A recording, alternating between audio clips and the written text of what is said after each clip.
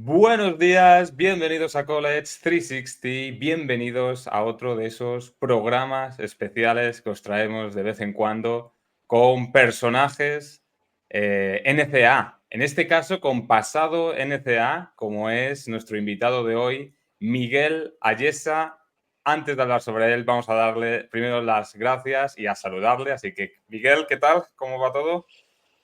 Todo bien, muchas gracias chicos por tenerme en el programa y ya por fin que hemos tardado un poco en hacer esto, que ya sabía que lo queríais hacer hace tiempo y lo coordinábamos, pero contento de estar en el programa. Muy bien, Miguel. Para quien no conozca a Miguel Ayesa, sobre todo si no habéis estado viendo los Spanish Invasions del año pasado, que ya le mencionábamos bastante, incluso sacamos vídeos de él, exjugador de la Universidad de USC Upstate, exjugador de William and Mary.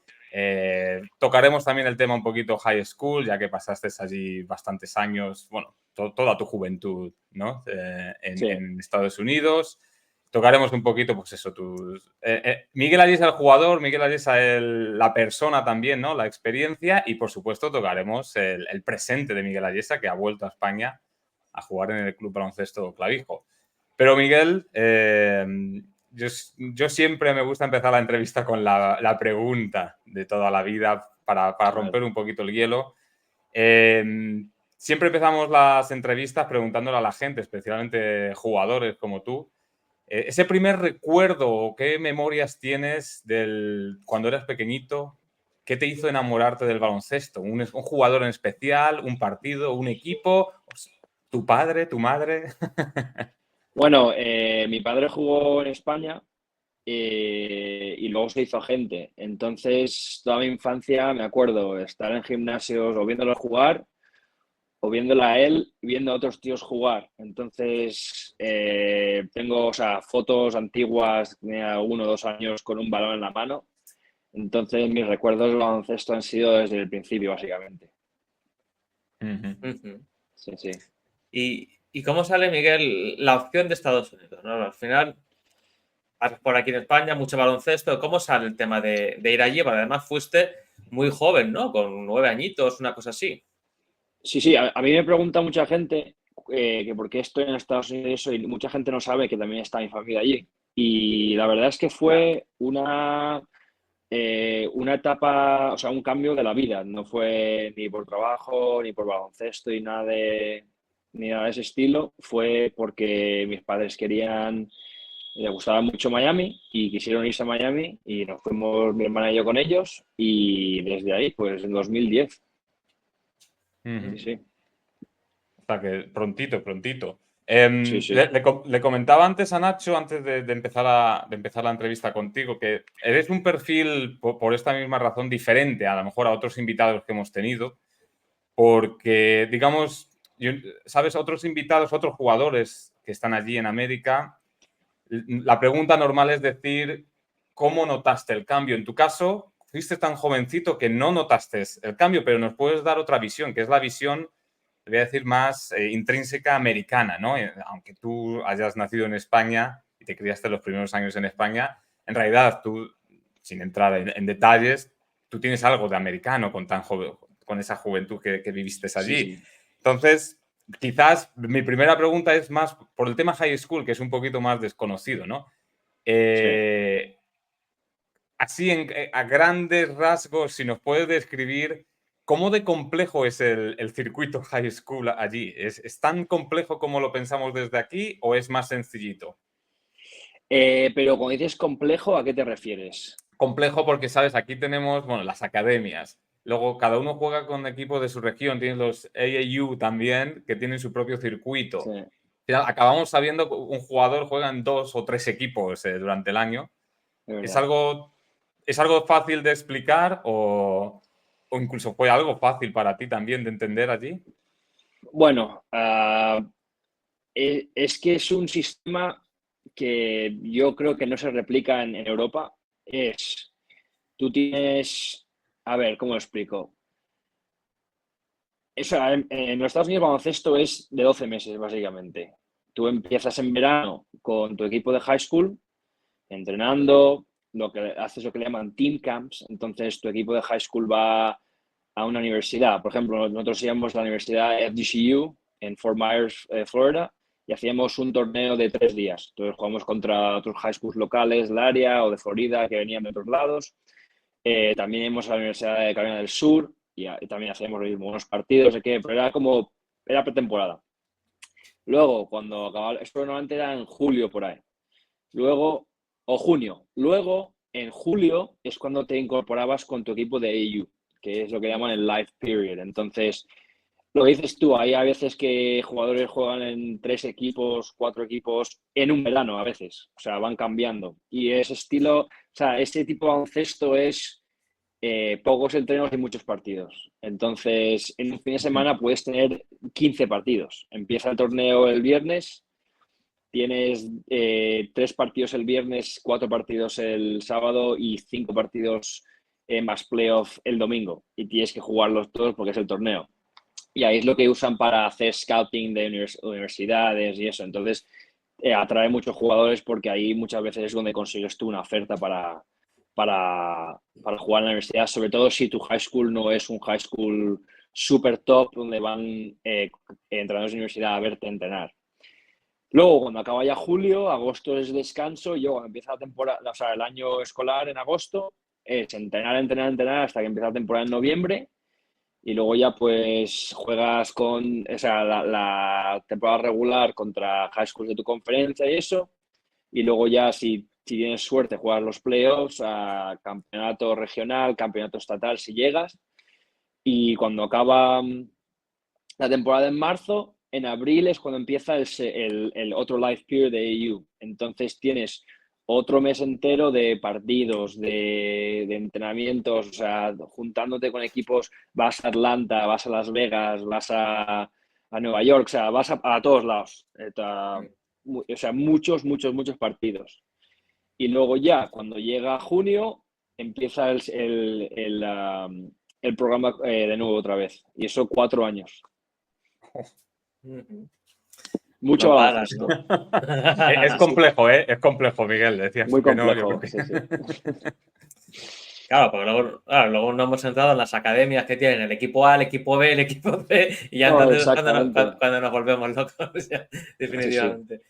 Miguel, tú que recuerdes de high school, ya que estamos tocando el tema high school, ¿algún jugador de estos más famosos a los cuales te hayas enfrentado en época high school? Sobre todo ahí en Florida, evidentemente el nivel es alto y seguro que habían jugadores de estos que dices, ostras, yo jugué contra este en high school hace 1000 años.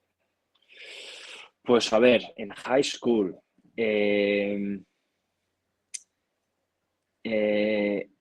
Yo, a ver, que me acuerde así. Bueno, a ver, es que hay varios, pero es que no me acuerdo los nombres. Que han jugado en universidades como en Oregón, como en la Universidad de Florida. Casi fui compañero de equipo con Colin Castleton, que Sí, jugó en la Universidad de Sí, Florida, que ahora está sí. creo que en la NBA o estuvo en el Summer League. ¿Con quién más? Es que ahora mismo no me acuerdo los nombres, pero varios que he visto que han llegado o sea, Darius Days, que jugó en LSU, jugué contra él en un campamento. No sé, poco más, pero luego también es que en high school, como mi high school estaba en Miami, la escena de Miami baloncesto, no sé si diría que es lo más top. O sea, no está mal, pero no tienes a nombres que acaben en la NBA. Bueno, yo o sea, nunca jugué con él ni contra él, pero pasó por mi high school y ahora está en la NBA el Devin Carter, sí.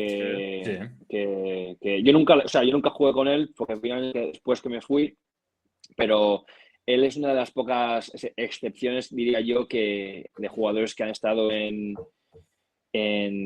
high school en Miami que han llegado a estar en la NBA y top jugadores de la universidad. Pero que haya jugado contra ellos, poco más, la verdad. Y moviéndonos ya un poquito al tema universitario, Miguel, evidentemente destacaste en tu equipo en high school. Hay muchas notas, sobre todo invito a la gente a meterse, ¿no?, en tu biografía en tus universidades, que podéis encontrar todos tus logros, incluso partidos especiales y demás.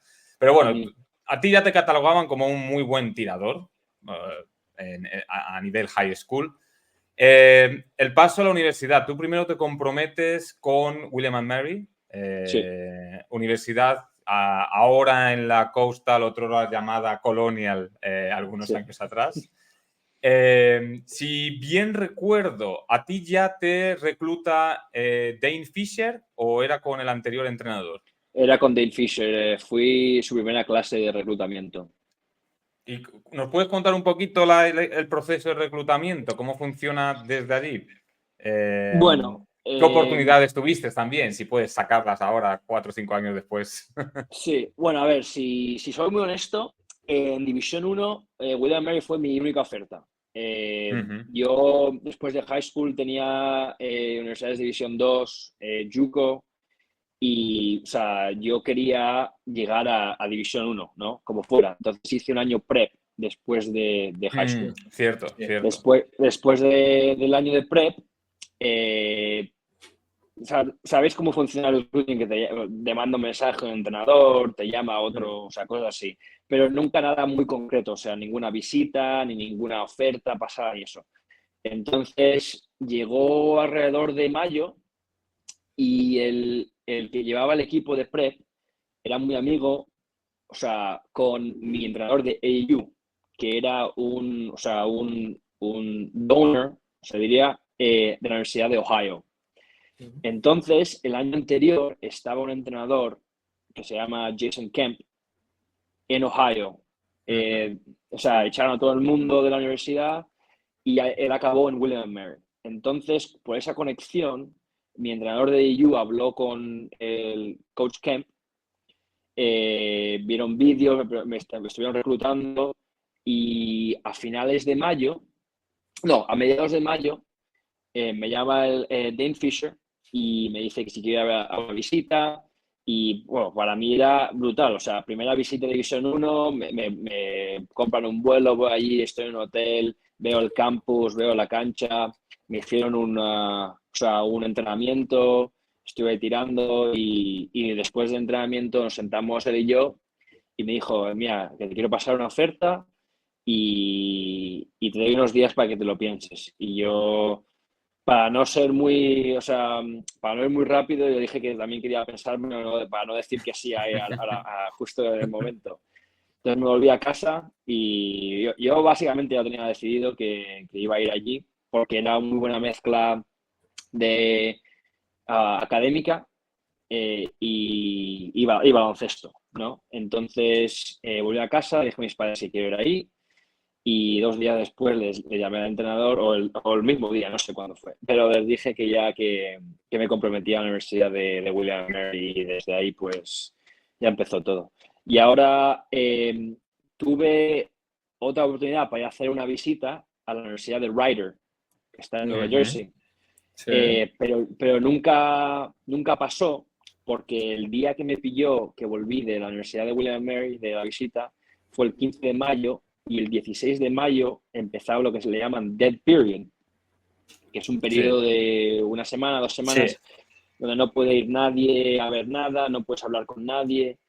Entonces, los de Ryder querían que fuera una visita cuando acabara el dead period, pero los de William & Mary no querían esperar tanto. Entonces, era o coges algo que ya te gusta o esperas a ver si te gusta otra cosa y pierdes lo que ya tienes. Entonces dije, no tiene sentido esperar y ya me gusta William & Mary bastante, entonces pues adelante.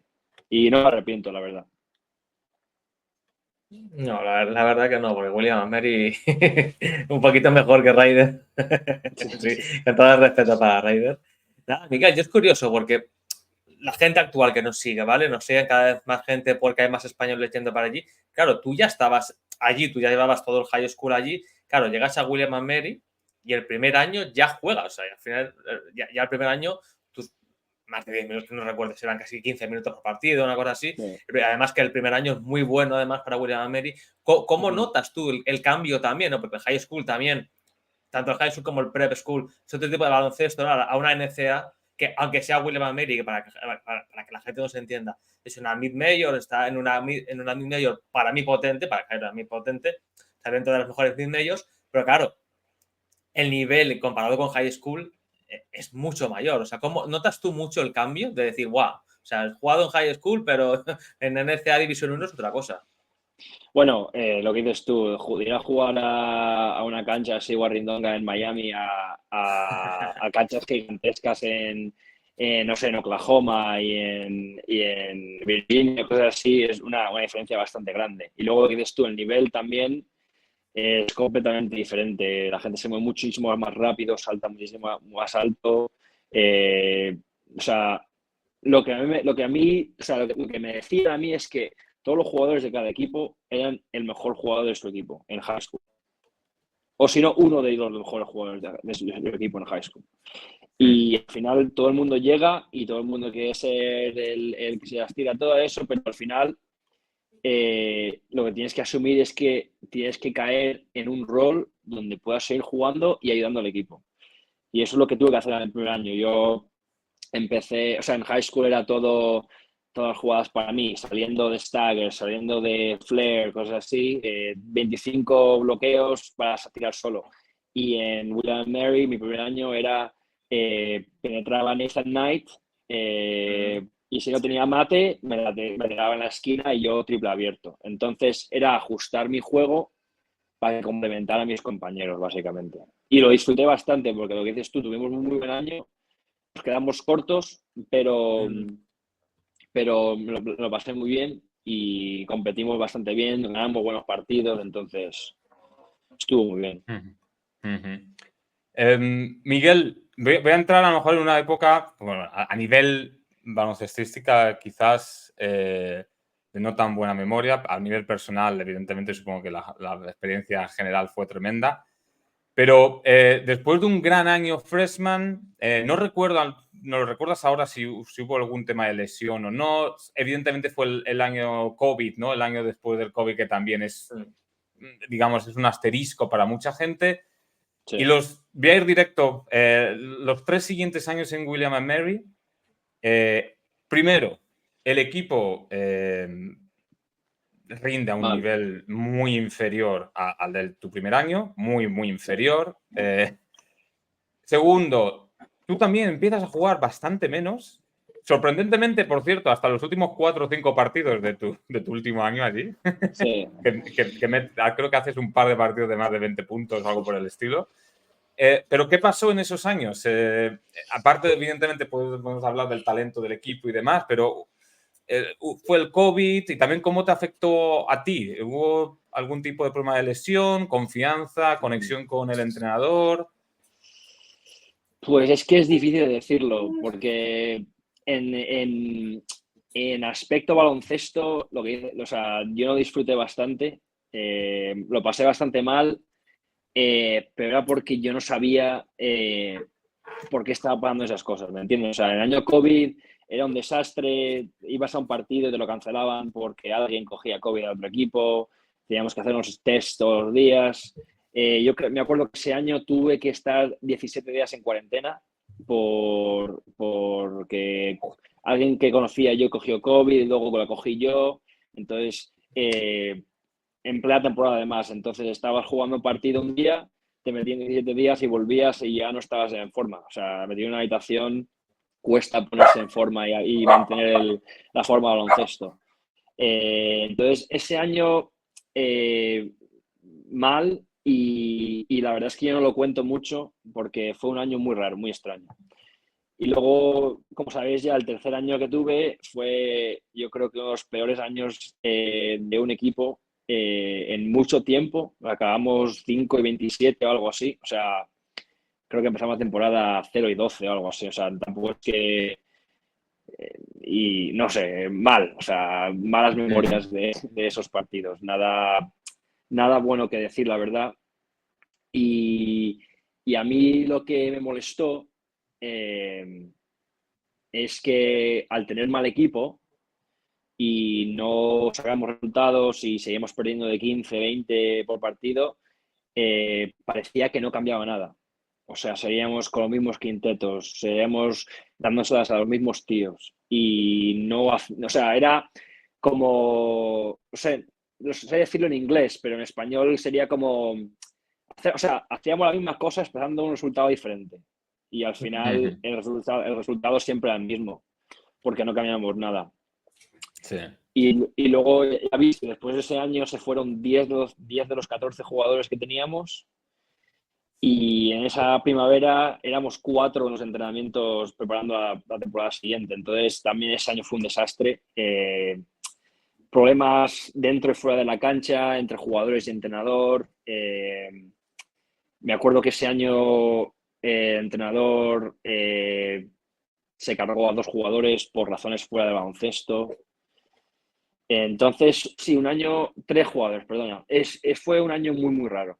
Y luego, muy olvidable. Y luego el último año llegan todos los nuevos jugadores, algunos de unos high majors, y parecía que teníamos muy buen equipo. Y tampoco lo hicimos muy, muy bien. Creo que no sé ni cómo quedamos, 11 y 20 y algo. No sé, no me acuerdo. 13-20, lo tengo Pero, aquí. vale, 13-20. 13-20. Sí, o sea, tampoco un año que esperábamos, porque pensábamos que iba a tener un equipo mucho mejor al récord con el que acabamos. Y el año empecé yo con aspiraciones de estar más involucrado en el equipo y eso, y el entrenador compartía esas aspiraciones.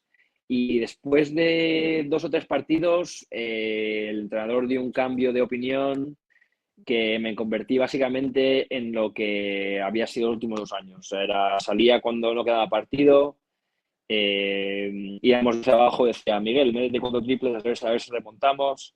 O sea, posiciones bastante difíciles para un jugador, sobre todo si eres tirador y llevas media hora sentado en el banquillo y tienes que salir a producir, ¿no?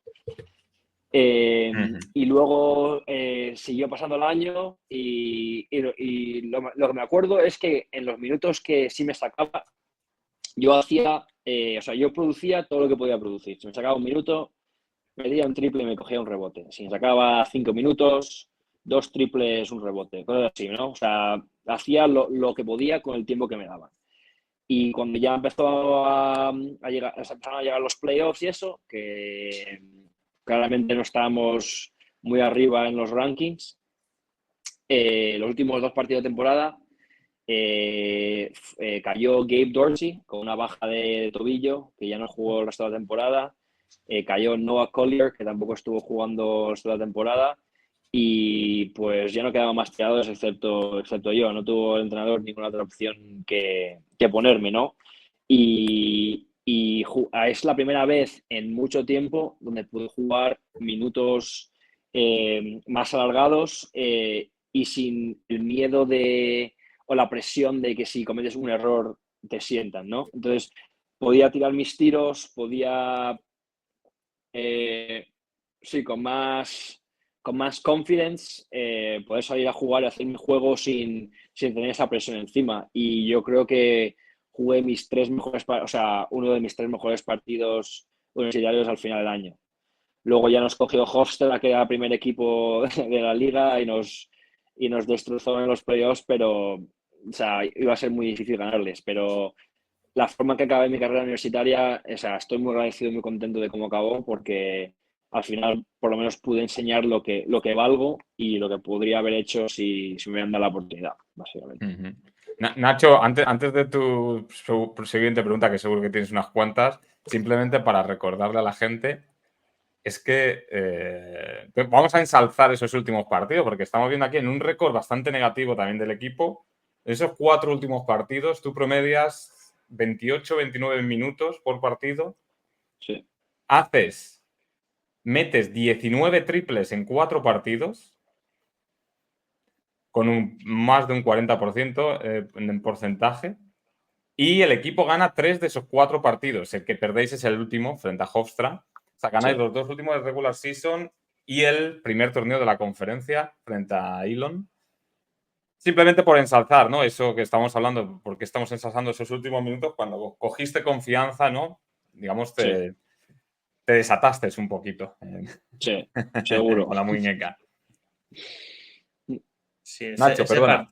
No, ese partido, el de Elon, yo creo que es el que pone, sobre todo a la gente española, yo creo que pone a Miguel bajo el radar, ¿no? Porque sí que es cierto que Miguel, ese primer año en William Mary sí que había dado bien, pero claro, esos últimos años, sobre todo después de esos hechos que ha comentado Miguel, estaba un poco ya como que no. Pero claro, yo recuerdo ese partido además, el cual, primera ronda contra Elon, que mete, no sé si fueron 7, 8 triples, no recuerdo. Que luego, curiosamente, lo que ha dicho Miguel, jugaban contra Hofstra, que era el gran candidato a llevarse el torneo, y luego, evidentemente, no pudieron. Pero sí, ese fue el gran partido de Miguel. Claro, y es curioso lo que dice Miguel, porque justo después de esos partidos, que más o menos empieza bien, Miguel, para tu último año que te quedaba, ese famoso quinto año por el COVID, decides cambiar, ¿no? Y entras en el famoso Transfer Portal que está tan de moda ahora. ¿Cómo son eso? ¿Cómo es ese momento, ¿no? El hecho de decir, bueno, pues en William & Mary he acabado bien, pero bueno, a lo mejor hay que cambiar de aires. Cuéntanos un poco tu Sí. experiencia dentro del portal. Sí, yo cuando acabé de temporada, como ya me graduaba en mayo y ya me llegaba, o sea, me quedaba mi carrera, o sea, era uno de los goles que quería completar, y una de las razones por qué no hice transfer más pronto era porque quería acabar mi carrera, sabía que tenía mucho valor y yo sabía que cuando llegara ya el tiempo de hacer transfer, quedarme en William Mary no iba a ser una opción, ¿no? Entonces, al entrar en el Transfer Portal, y fue un proceso muy, muy fácil. O sea, fue entrar en la oficina de uno de la oficina de baloncesto, decir que quiero entrar en el Transfer Portal, dio dos botones y ya estaba. Y poco después de haber entrado, ya empezaron a entrar mensajes de universidades de División 2, de División 1, de todos lados. Y lo que me gustó fue que fue un proceso que yo no pude tener cuando estaba saliendo en high school. O sea, yo no me estaban llamando no sé cuántos entrenadores, no me están intentando que fuera unas visitas no sé cuántos entrenadores, ¿no? O sea, fue algo que disfruté bastante porque se veía que la gente tenía interés y me quería y lo pasé bastante bien. O sea, no te voy a mentir. Y el proceso del Transfer Portal, pues antes de que acabara el año escolar, tuve dos visitas. La primera fue a Wagner, que juega la Northeastern Conference, en Staten Island, y fui a verles, hablé con ellos, con el entrenador, y luego poco después, o sea, creo que 4 o 5 días después, me llamó Dave Dickerson y su staff de USC Upstate, y me fui a hacer la visita en USC Upstate. Y la verdad es que cuando ya hice mis dos visitas, o sea, tienes un total de 5 visitas, ¿no? Oficiales. Y ya después de la segunda, quería Central Connecticut State University, que fue a hacer una visita también. Pero yo ya en ese punto, ya yo creo que tenía decidido dónde quería ir, que era USC Upstate, y tampoco quería hacer más visitas si ya sabía lo que quería.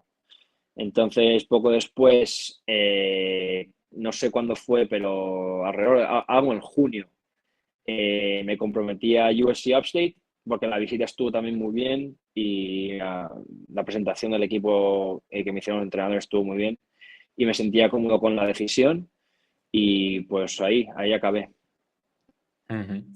Oye, cuéntanos un poquito, Miguel, se me ha ocurrido, fíjate, no me acordaba yo, pero Dave Dickerson, el head coach en USC Upstate, fue associate head coach de Thad Matta en Ohio State. Sí. Y ahora ha vuelto, si no me equivoco, ha vuelto con Jake Dibbler, Nacho, nuestro próximo apagafuegos en Ohio State. Vamos a ver. Como assistant coach, ¿cómo fue el cambio a lo mejor de entrenador? Porque has contado, ¿no?, que sobre todo los últimos años en William & Mary, tanto dentro como fuera, aparte de la confianza, también hubo ciertos problemas, ¿no?, en el equipo, con gente fuera y demás. ¿Fue un cambio de estilo de entrenar, de cómo manejar a las personas diferente, o tu experiencia es que básicamente todos los entrenadores están cortados por el mismo? No, o sea, cortados por el mismo, no, imposible. O sea, yo creo que Dave Dickerson y Dane Fisher son dos personas bastante diferentes, pero al final, o sea, yo creo que consiguieron básicamente los mismos resultados, ¿no? O sea, lo hicieron de su propia manera, pero no lo hicieron, o sea, no, sin éxito. No sé si me explico. Sí, sí. Dave Dickerson es un entrenador mucho más de los clásicos, como Bobby Knight, que te grita, que te pone a parir, que es muy intenso en defensa, cosas así, ¿no? En los partidos está siempre pegando berridos, pero mi entrenador de high school era muy parecido y a mí me funcionó. O sea, yo me encontraba bastante cómodo en ese entorno, algo que conocía y que sabía que a mí me funcionaba. En el equipo, yo creo que más que entrenador, fue no sé, no diría un problema, pero como el equipo no se mezcló lo mejor, o sea, lo mejor que podría haberse mezclado. Yo creo que había jugadores en el equipo que tenían un gol en mente cuando el resto tenían otro gol en mente. Si no sé si me explico. El individual frente al Íbamos colectivo. todos. Exacto, algunos íbamos en la calle de equipo y otros iban en calle, lo que dices tú, individual, y eso en los partidos, pues yo creo que se notaba un poco. Tampoco tuvimos mucho éxito. Tuvimos buenos partidos que ganamos contra Eastern Carolina. Le jugamos bastante bien contra Vanderbilt. O sea, teníamos que haber ganado ese partido. No sé. Luego tuvimos buenos partidos en conferencia. Pero no sé, o sea, le ganamos a Longwood 2 veces, el campeón de la Big South. Contra High Point en High Point, que les ganamos y rompimos su streak de no sé cuántos partidos seguidos en casa sin perder. O sea, seguro que tuvimos buenos momentos, pero también tuvimos momentos bastante malos donde el equipo no conseguía o sea, unirse lo suficiente para ser consistente. No sé si me explico. Sí. No, además, hilándolo un poco con la Big South Conference, en la cual está USC Upstate, Miguel, la sensación que tengo yo, por lo menos viendo NCAA mucho tiempo, yo creo que sí que es cierto que jugadores Power 5, que de grandes universidades, de high majors, van a este tipo de equipos también muchos para también subir número y de cara profesional un poco. Se nota mucho la diferencia entre la Coastal de William & Marys al nivel de la conferencia con respecto a la Big South, que sobre todo desde América se vende como que puede ser un poco inferior, aunque sí que es cierto que tú, por ejemplo, lo que has comentado, o sea, la High Point del año pasado era un auténtico equipazo. Sí. Yo diría que la diferencia entre la Big South y la Coastal, antes Colonial, es que en la Colonial tienes muchos más equipos compitiendo por el primer puesto, pero en la Big South tenías 1 o 2 máximo. O sea, les sobresalían al resto y con margen. O sea, High Point era claramente el mejor equipo de la conferencia, pero en la Colonial tenías a Hofstra, tenías a Charleston, tenías al final a Towson, a Stony Brook. O sea, era todo peleas. Cada partido era para ganarte la vida, básicamente. Entonces, no sé, yo diría que la Colonia era mucho más, cuando estuve yo, por lo menos, mucho más competitiva de todos los equipos que en la Big South. O sea, en la Colonia podía ganarle cualquiera a cualquiera. Se competía bastante. Y Miguel, una pregunta un poquito más high level te voy a hacer. La visión de la NCAA allí, aprovechando que tú te estoy poniendo la etiqueta yo mismo de mitad americano. No sé si tienes pasaporte americano o no también, Sí, pero sí, bueno. sí. Sí, ¿no? O sea, eres mitad, básicamente. Sí. Con esa visión que tienes desde ahí, ¿nos podrías explicar, nada, en unas palabras, para que la gente entienda, porque sabes que la NCAA en España, sobre todo, todavía no entra. Con todos los seguidores que hay, ¿sabes? De la NBA, el seguimiento que hay de la NBA aquí, evidentemente de la ACB, de la Liga Endesa y de la selección y demás. Y la NCAA sí que cuesta mucho encontrar, bueno, de hecho, en cuanto a canales, por ejemplo de YouTube, podcast, somos el único que intenta seguir la competición. Sí. Pero, ¿qué significa?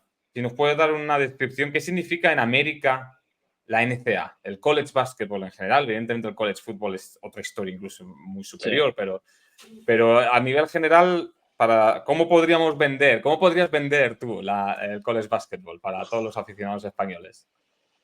Pues, o sea, yo creo que la parte más grande de college basketball en NCAA es March Madness.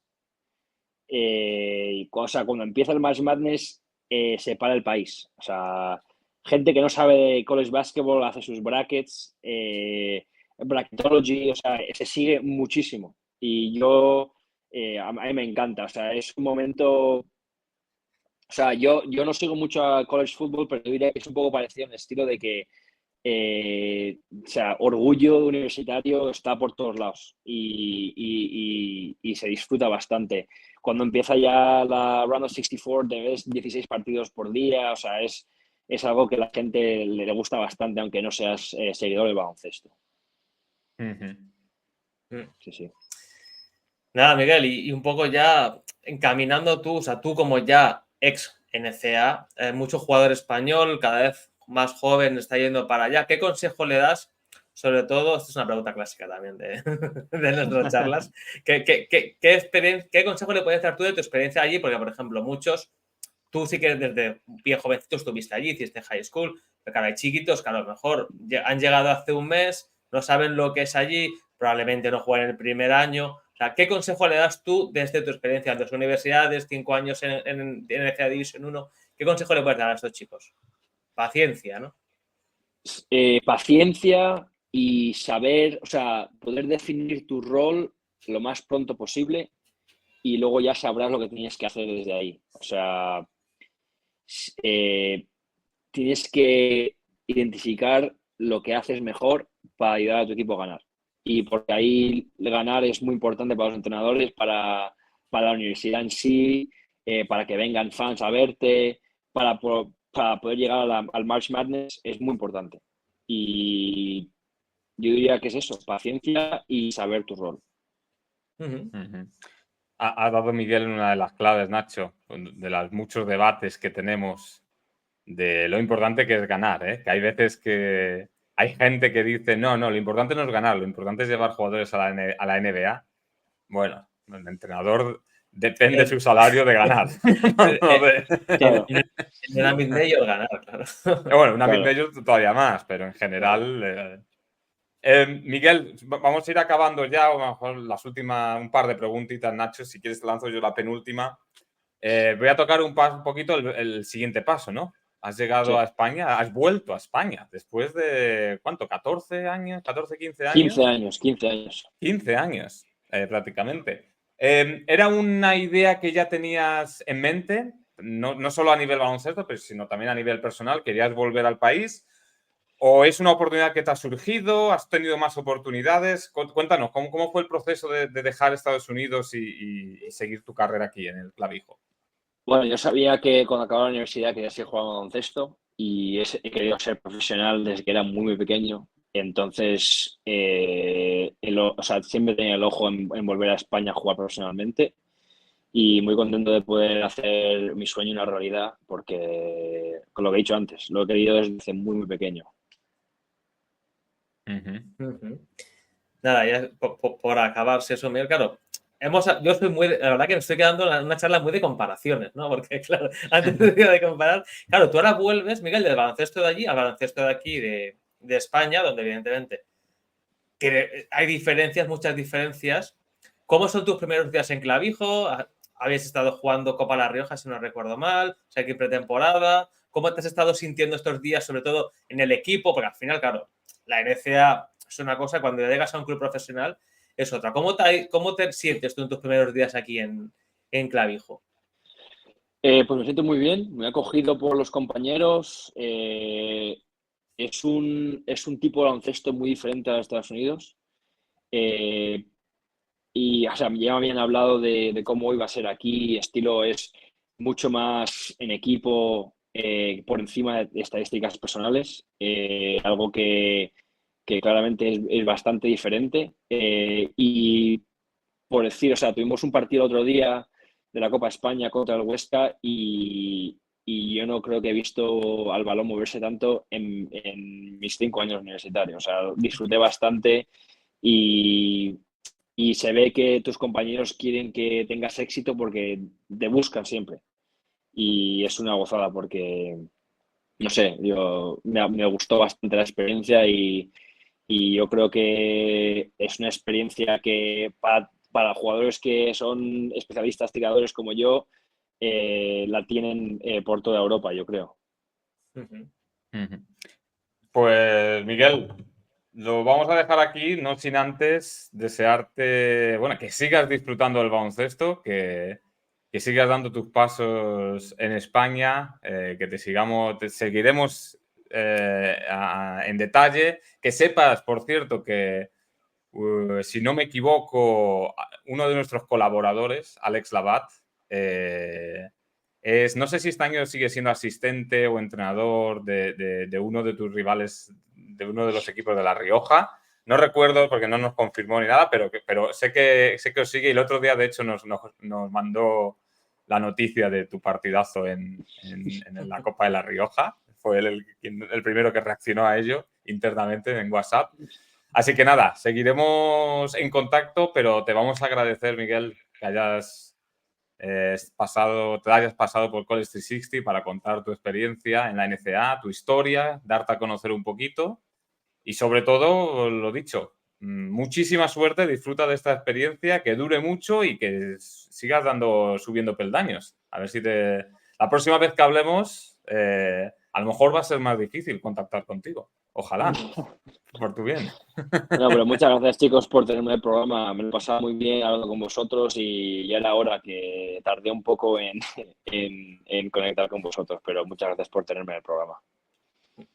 No, perdón, Jairo, la gente que no lo sepa, claro, llevamos tiempo detrás de Miguel. Yo creo que desde el transfer, para que la gente nos ha escuchado, desde la época del transfer ya llevábamos en contacto con Miguel y por fin lo tenemos aquí. O sea, esto también es un hito del canal, tener a Miguel aquí con nosotros.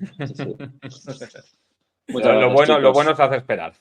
Muy bien, Miguel, pues muchas gracias por estar con nosotros y ya sabéis, a todos vosotros, los que nos seguís, nos escucháis, dejadnos comentarios. Si tenéis alguna pregunta para Miguel, dejadla en comentarios, darle a me gusta al vídeo, suscribiros al canal en YouTube o al podcast en iVoox o Spotify. Este ha sido un programa especial charlando con Miguel Ayesa, ex jugador de William & Mary, ex jugador de USC Upstate, actual jugador del Club Baloncesto Clavijo. Ya sabéis, nosotros seguimos con nuestras previas diarias, el ranking del 50 al 1, preparando la temporada que se viene. Muchas gracias por seguirnos y nos vemos mañana. Hasta luego.